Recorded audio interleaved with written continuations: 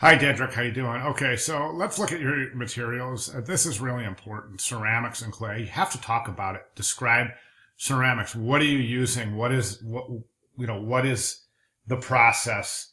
What are everything that is involved in the materials of this? Okay, ceramics, clay. Presumably, there's going to be a graphic on it, so you need to talk about what the printing process is, as well as the inks used for the uh, for the printing. Now over here, you're saying you got a couple of materials here, but it's not giving any information. You're just saying biodegradable, recyclable cardboard.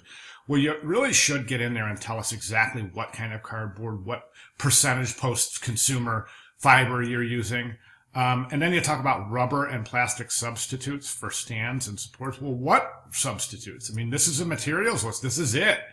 Then you could say stainless steel for supports. Well, is steel going to be the most sustainable? You haven't really addressed sustainability. You're just saying, I'm going to use rubber and plastic substitutes, but you're not telling us what rubber and plastic substitutes, and you're not describing why they're sustainable and they're the best choice for your project. And over here, you've got, I guess this is a brochure. So you've got your brochure. Again, you need to tell us what the materials is, what's the paper made from, and please be detailed and describe why you're using that paper. Don't just say I'm using recyclable paper or recycled paper and soy ink. Say I'm using recycled paper and tell us why. Tell us why it's the most responsible choice and why it's the most sustainable decision.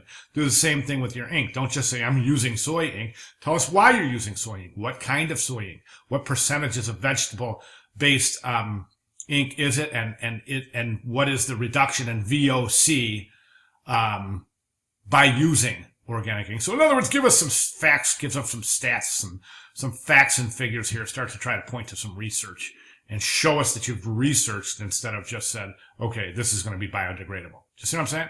Okay, any questions at all, please feel free to give me a holler. Thank you.